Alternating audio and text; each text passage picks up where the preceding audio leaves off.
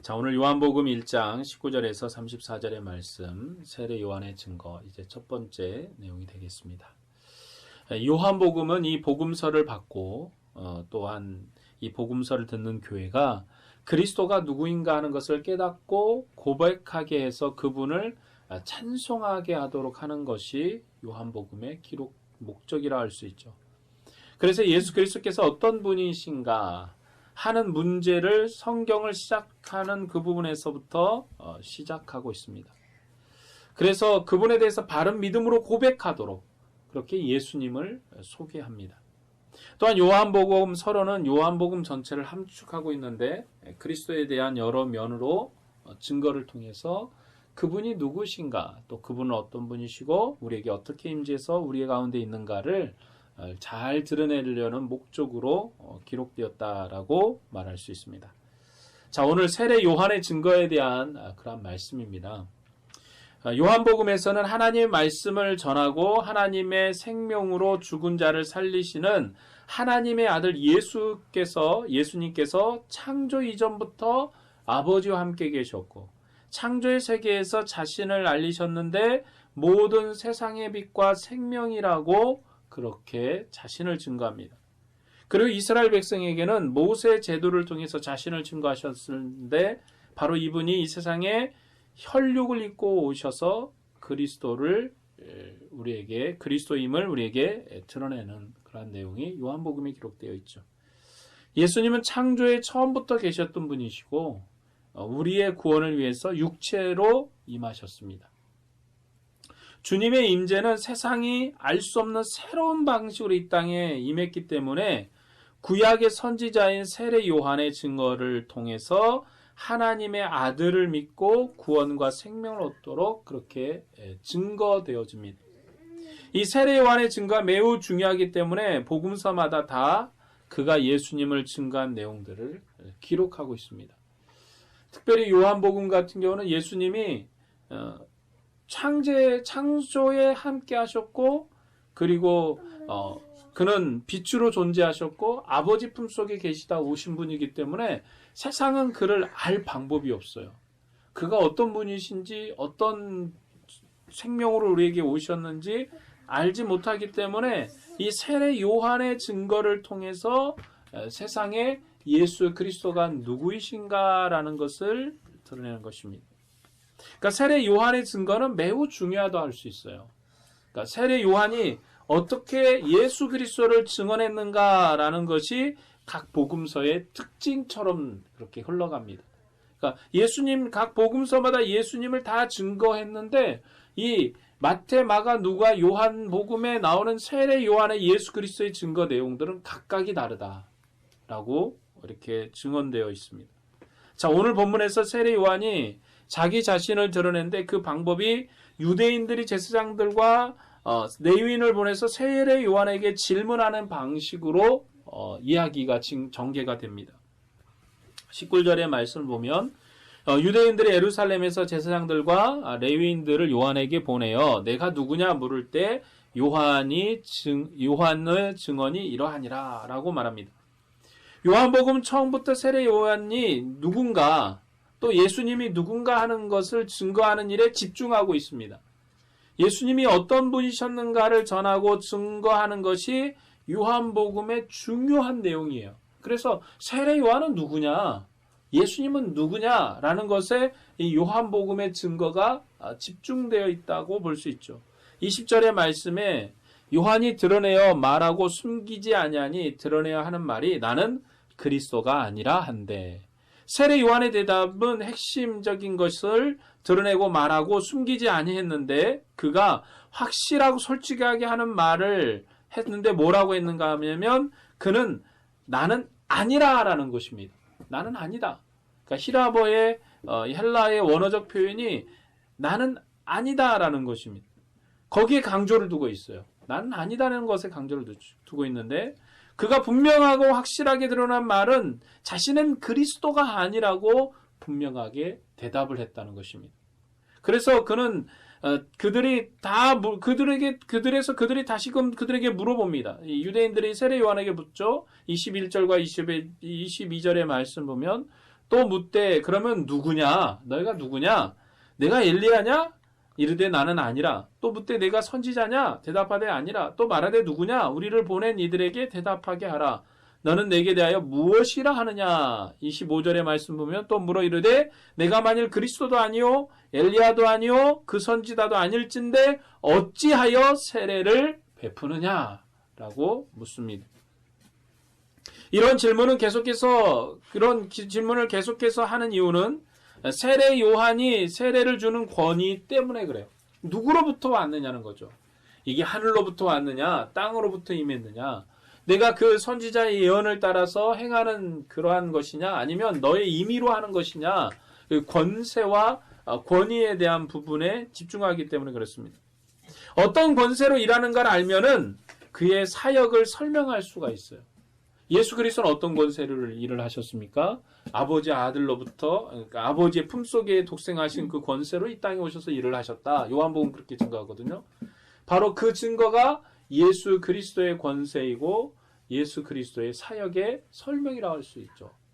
자, 마태복음은 예수님이 어떤 권세로 이 땅에 임하셨는가? 그는 아브라함과 다윗의 계보를 잇는, 아브라함의 언약과 다윗의 계보를 잇는 권세로 이 땅에 오셔서 사역하시는 분이시다. 그러니까 왕의 권세로 일하시는 분임을 이어서 이렇게 설명하죠. 그런 이 누구의 권세로 왔는가? 모세에게 묻습니다. 야, 너는 누가 보냈느냐? 너를 보낸 사람이 누구냐? 라고 질문을 하죠. 그런 사람들의 질문에 모세가 뭐라고 합니까? 여호와가 나를 보냈다. 여호와가 누구시냐? 스스로 계신 분이시다. 그 권세와 권위로 내가 이 땅에 왔고 그가 열 가지의 그 기적과 이적의 표적으로 그를 보내신 이의 권세를 드러냅니다. 지금 세례 요한이 세례를 베푸는데 많은 사람들이 와서 세례를 받습니다. 그래서 유대인들이 세례 요한의 신분을 확인하려고 하는 거예요. 내가 누구로부터 왔느냐는 거죠. 정말 너가 이렇게, 사실 세례 요한은 400년 만에 나타난 선지자이기 때문에 놀라운 선지자이거든요. 그러면 그가 정말 엘리야로 온 자이냐, 그 선지자, 모세가 얘기했던 선지자로 온 사람이냐, 그걸 확인함으로써 그의 사역을 설명할 수가 있어요. 어떤 권세로 왔는가라는 것이 그의 사역을 설명하기 때문에 그렇죠. 마태복음에서는 세례 요한이 세례 베푸는 권위에 대해서 유대의 당국자들이 물을 때 자기가 광야에서 외치는 소리다라고 대답을 하죠. 요한복음에서는 세례 사건이 그리스도의 오심을 증거하기 위한 세례라고 그렇게 말합니다. 그리스도의 오심을 증거하기 위한 것이다.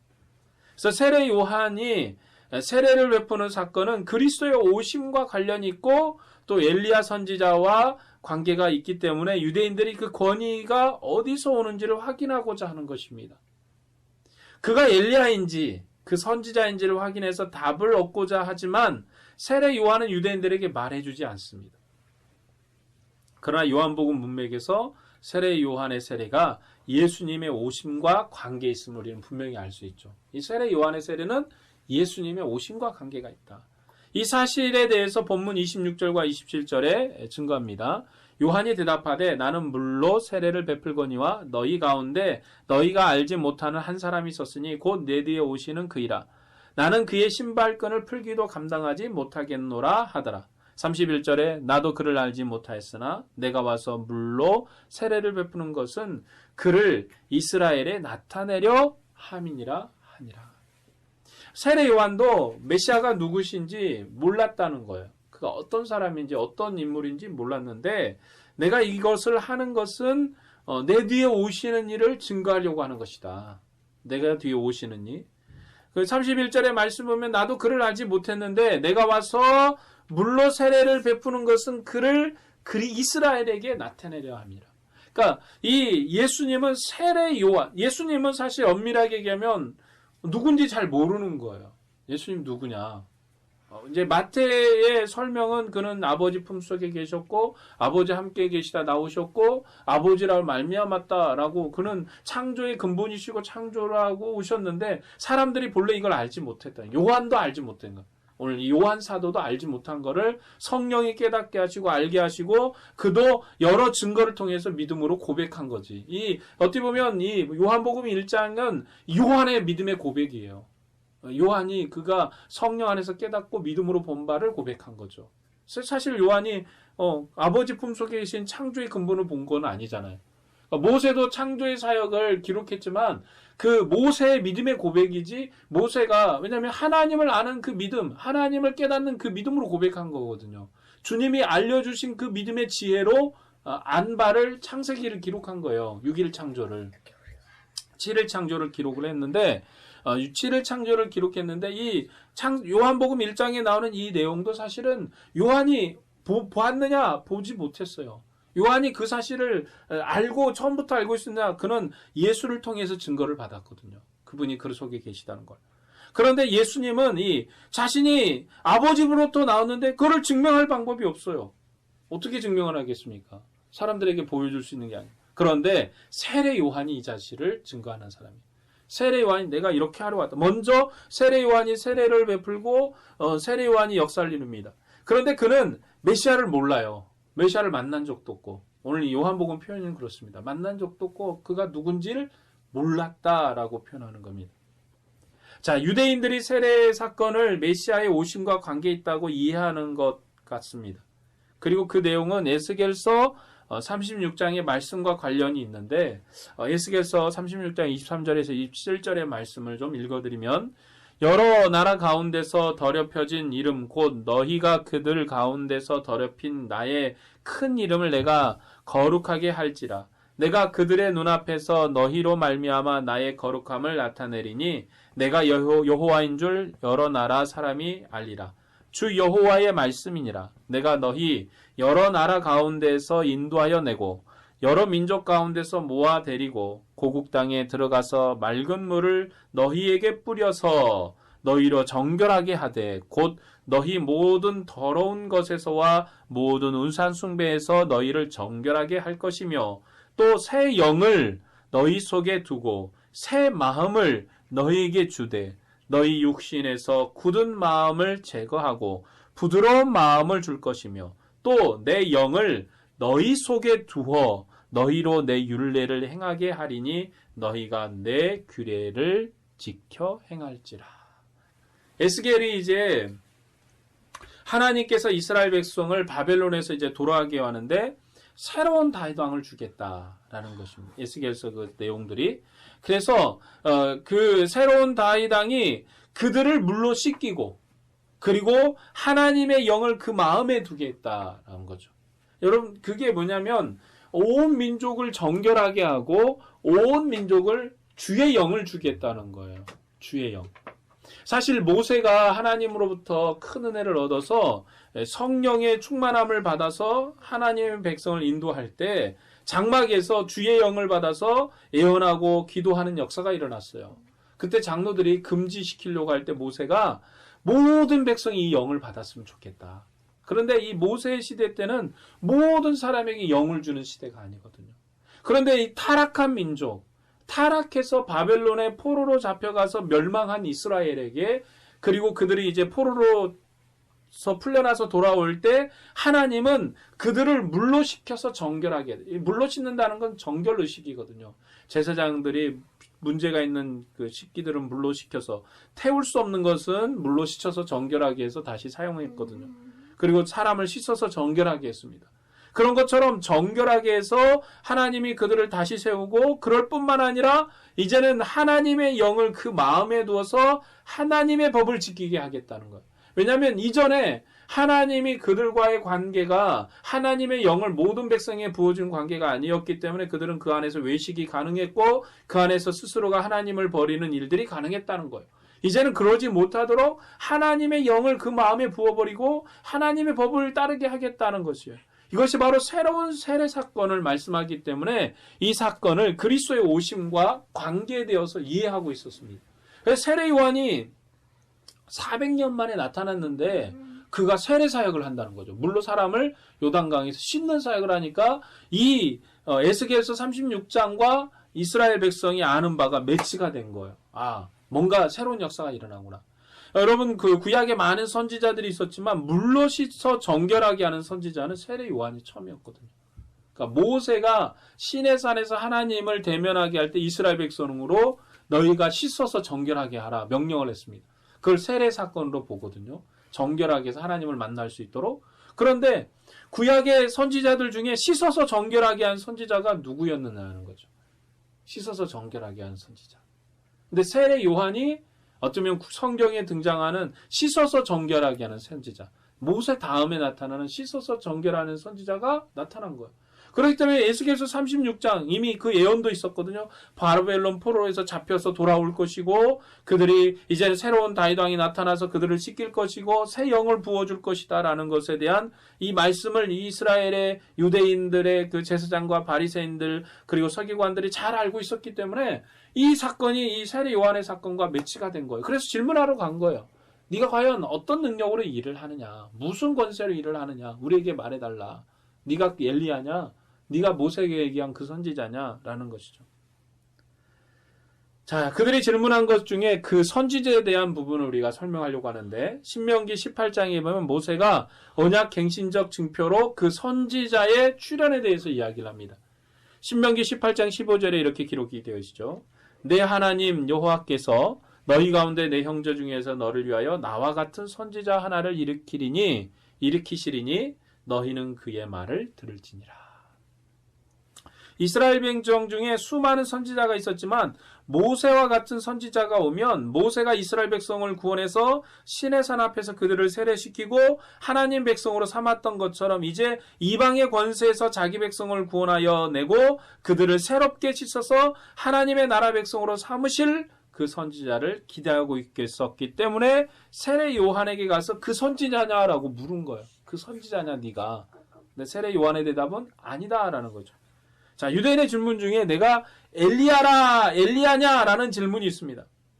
예수님께서도 분명히 세례 요한을 엘리야라고 증언하셨거든요. 그가 엘리야의 심령과 능력으로 왔지만 이스라엘 당국자들이 마음대로 대했다고 말씀했습니다. 그리고 여인이 낳은 자 중에 제일 큰 자가 바로 세례 요한이었다라고 말합니다. 그런데 오늘 본문에서는 세례 요한이 자신이 엘리야가 아니라고 얘기를 해요.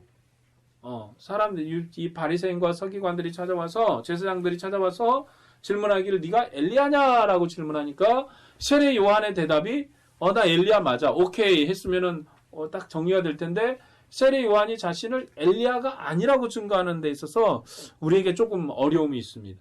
왜 예수님은 세례 요한을 엘리야라고 증언했는데 세례 요한 자신은 엘리야가 아니다라고 말을 했다는 거죠. 그래서 그런데 우리는 성경에 기록된 대로 해석하고 기록된 대로 하나님의 말씀을 받을 수밖에 없어요. 왜 이랬는가? 그런 걸 우리가 알 수 없지만 한 가지 생각할 것은 세례 요한도 예수님을 만났을 때 이야기하기를 나도 그를 알지 못했다라고 대답을 하거든요. 그러니까 예수님을 알지 못했어요. 그는 자기 뒤에 오시는 분을 증거하기 위해서 왔는데 그런데 성령이 비둘기같이 그 위에 머무는 것을 보았을 때 알았다고 증언합니다. 그렇기 때문에 세례 요한이 자기를 누구라고 알았는가 하는 것은 요한복음에서 중요한 내용은 아니에요. 내가 누군가. 그는 그의 사명과 관련해서 중요한 걸 우리가 이해할 필요가 있는데 그는 예수님으로부터는 엘리야로 증언을 받았지만 그의 사명은 메시아를 증거하는 것이기 때문에 자신이 누구였는가를 말하는 것은 중요치 않다는 거예요. 내가 누구였냐는 게 중요치 않고 그는 광야에 외치는 자의 소리로서 그는 그리스도의 나라를 예비하러 온 그의 사명이 중요하다. 그래서 요한복음에서 강조하는 것은 와서 보라는 것입니다. 세례 요한도 예수님을 보고 알았어요. 보고 알았거든요. 요한일서 1장 1절에 태초로부터 있는 생명의 말씀에 관하여는 우리가 들은 바요, 눈으로 본 바요, 자세히 보고 우리 손으로 만진 바라. 요한복음 1장 14절에 말씀이 육신이 되어 우리 가운데 거하심에 우리가 그의 영광을 보니 아버지의 독생자의 영광이요 은혜와 진리가 충만하더라. 우리가 봤다는 거예요. 그걸 18절에 본래 하나님을 본 사람이 없으되 아버지 품속에 있는 독생하신 하나님이 나타내셨느니라. 우리가 그를 보고 그를 만지고 그를 느껴서 알았다는 거예요. 그러니까 세례 요한도 이 방식으로 예수님을 안 거예요. 예수님에게 세례 요한에게 예수님 이렇게 생겼어. 얼굴은 뭐 이렇게 크고 작고 세모나고 네모나고 둥글고 계란형이고 키는 얼마쯤 되고 이렇게 말하시지 않았다는 거예요. 네가 그를 보면 알게 될 것이다. 그런데 이 요한의 고백이 뭐냐면 내가 그를 보았고 만졌고 깨달아서 아는 바를 증거한다. 우리는 본 것을 얘기하고 너희는 모르는 것을 얘기한다는 것이죠. 우리가 예수 그리스도 안에서 주님을 아는 것은 본 거예요. 어떻게 주님을 봤죠? 어떻게 주님을 만났죠? 주의 영으로 우리는 주님을 만났죠. 성령이 우리에게 임하시면 예수 그리스도가 우리의 주님이라고 고백하게 합니다. 성령은 지혜의 영이고 우리를 깨닫게 하는 영이기 때문에 그 일을 하는데 그 성령을 누가 보내셨는가? 세례 요한의 증거처럼 내 뒤에 오시는 이는 나는 물로 세례를 베푸는데 그는 새 영, 새로운 영을 성령을 사람들에게 부어주실 분이시다. 나는 물로 스쳐서 깨끗하게 하는데 그는 주의 영을 부어서 충만하게 하실 것이다. 그 주님이 성령으로 우리에게 세례를 베푸셨어요. 성령으로 충만하게 하셨어요. 그래서 우리가 주님을 주님이라고, 예수 그리스도를 주님이라고 고백하는 것은 우리가 아는 바이고 고백하는 바이고 깨닫는 바인 것이죠. 그래서 이 세례 요한은 자기가 증거한 것을 본 것을 증거했어요. 보지 못했다면 그도 증거하지 못했을 것인데 마치 엘리야가 하늘로 올라가면서 내가 올라가는 것을 보면 영을 갑절이나 받을 거라고 엘리사에게 말했는데 그것처럼 그는 보았다는 거예요. 그 사실을 보고 알았다는 거예요. 세례 요한에게 하나님께서 성령이 누구 위에 머물러 있는 것을 보면 그가 성령으로 세례를 주신 줄 알라고 하셨기 때문에 자신이 본 대로 하나님의 아들을 증거했습니다. 다른 복음서에서는 예수님도 다른 백성과 함께 물로 내려가서 세례를 받았다고 말을 해요. 다른 복음서에서는 예수님이 사람들과 세례를 베풀러 왔다. 세례를 받으러 왔다. 근데 세례를 받을 때 하늘이 열리고 성령이 비둘기처럼 강림해서 하나님의 음성이 들렸다라고 말을 해요. 그런데 요한복음에는 예수님이 세례를 어떻게 받았는지 설명이 없어요. 그냥 요한이 혼자 본 것으로 얘기를 해요. 요한이 혼자 봤다. 그런데 다른 복음서에는 봤다는 거, 다른 사람들도 봤다는 거예요. 그 이유가 있죠. 이게 좀 이제 여기서 특징이 갈려요. 복음서들의 특징이 조금씩 갈리는 부분인데, 이 요한복음에서는 단지 세례인에게 오셨는데 그가 보고 세례 요한이 보고 증거했다는 거예요. 그가 말하기를 보라 세상 지혜를 쥐고 가는 하나님의 어린 양이다고 말을 함으로 세례 요한의 증언을 받은 사람. 이렇게 증거를 하죠. 이처럼 각 복음서의 강조점을 이해하면 복음서가 무엇을 말하고 있는지를 우리는 쉽게 알 수 있어요. 복음서를 비교하는 것은 헷갈리는 게 아니에요. 우리가 이 사람 저 사람 말을 들어보면 어떤 사건을 명확하게 이해할 수 있는 것처럼 한 사람의 말을 듣는 것보다 여러 사람의 말을 들어서 내용과 차이 그리고 그 일의 핵심을 쉽게 알 수 있는 것처럼 우리가 각자의 복음서의 특징을 따라서 이 사건을 이해하고 또 하나님 앞에 우리가 주 예수 그리스도가 누군지를 밝히 깨달아 알게 되는 거죠. 우리는 이 네 권의 복음서를 비교함으로 그 강조점을 파악하고 예수님의 구속 사역에 대해서 명확하게 알 수 있는 것입니다. 자, 공간복음에서는 예수님의 직무에 있어서 취임하는 것을 주로 말하기, 직무에 취임하는 사건이 세례 사건이었다라고 말을 해요. 공간복음에서는 예수님의 직무가 있는데 그 직무에 취임하는 사건이 세례 사건이었다. 그렇게 말을 하죠. 그렇기 때문에 위로부터 임명하는 음성이 들려요. 이는 내 사랑하는 아들이요 내 기뻐하는 자다 라는 음성이 들렸다라고 말합니다. 그리고 이 음성을 듣고 예수님은 그때부터 광야에 나가서 시험을 받고 사단의 권세를 이기시고 하나님의 나라 복음을 전파하는 메시아의 직무를 수행하는 것처럼 그렇게 공간복음들은 기록이 돼요. 그러니까 예수님이 어떤 마태복음과 같이 왕의 자리에 오르시는데 그것이 그냥 본인이 왕이 아니라, 여러분 우리 왕의 대관식은 골방에서 혼자 하는 거 아니잖아요. 그렇죠? 많은 사람들을 모아놓고 이 사람이 우리의 왕이다. 그래서 막 큰 대관식 그걸 만들고 또 연회를 베푸는 것처럼 예수님이 세례 받을 때 그냥 이 왕의 자리에 취임하시기 때문에 그냥 사건이 일어난 것이 아니라 성령이 비둘기같이 임한 거 사람들이 본 거예요. 그리고 하나님의 음성이 우리와 같이 임한 것을 본 거예요. 이는 내 사랑하는 자요 내 기뻐하는 자니라.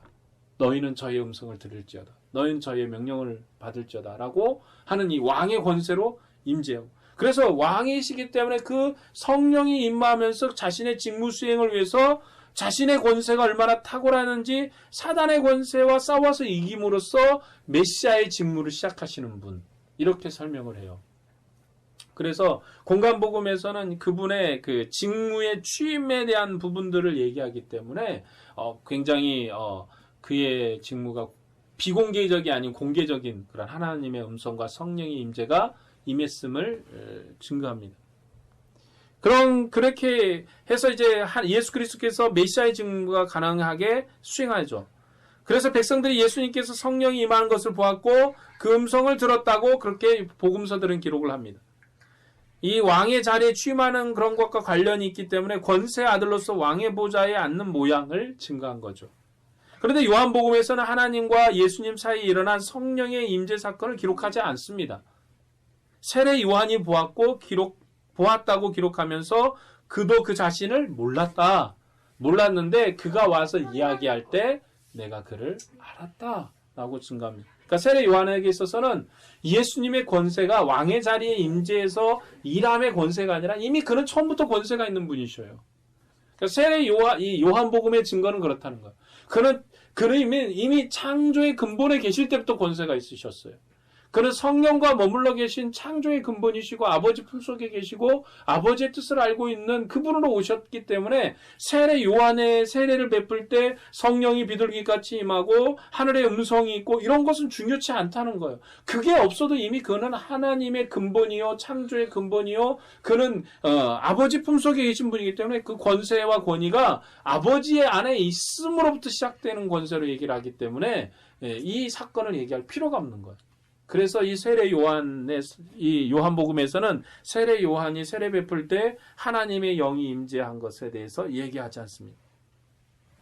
요한복음은 예수님을 처음부터 위에 계신 분이고 그가 태초에 아버지와 함께 계셨던 분이라고 기록하기 때문에 그래요.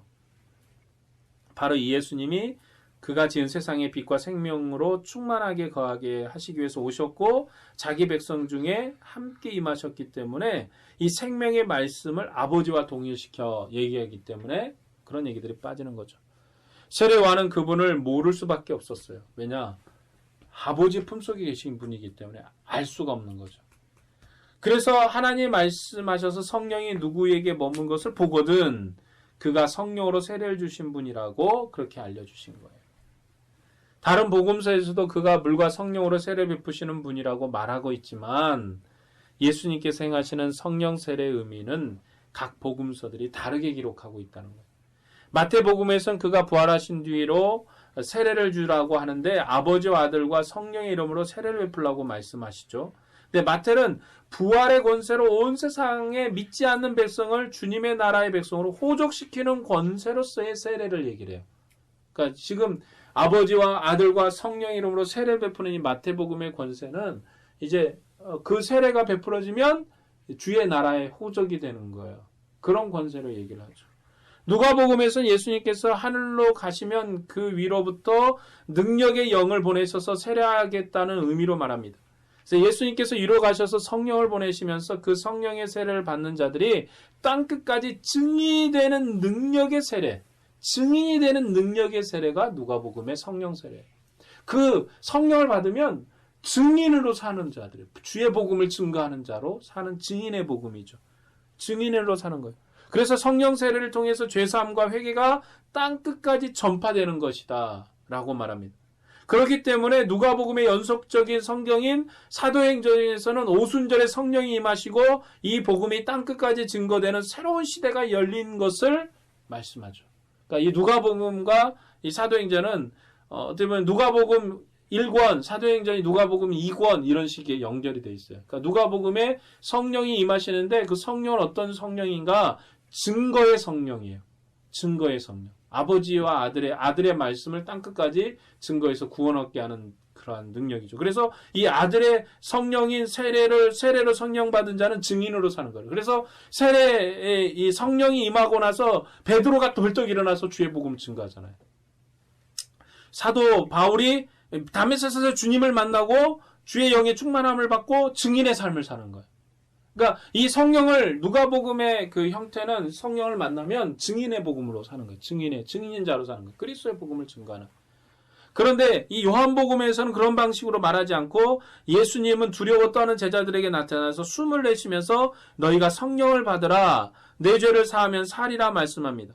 그래서 아버지가 나를 보내신 것처럼 너희를 세상에 보내노라. 그러니까 성령으로 주의 영의 충만함을 받아서 권세와 능력을 주어서 이제 내가 아버지로부터 보냄을 받은 것처럼 나이도 너도 세상에 너희를 보낸다. 이제 너희가 가서 빛이 되고 소망이 되고 너희가 가서 그리스도의 영광이 무엇인지 세상에 나타내라. 그러니까 그 증거의 삶을 맞는데 증인의 삶에 대한 얘기는 맞는데 그 요한복음식 전파는 그의 아들의 권세를 드러내는 거예요. 아들의 능력을 드러내는 게 그의 삶이죠. 이처럼 이 요한복음의 성령 세례 사건은 어디와 연결되냐면 창세기 처음에 하나님께서 아담을 흙으로 지으시고 생기를 불어넣어 그로 산령이 되게 하시고 하나님을 대신해서 언약의 땅 에덴에서 하나님께 봉사하게 하는 삶을 살게 한 그 사건과 연관이 있어요.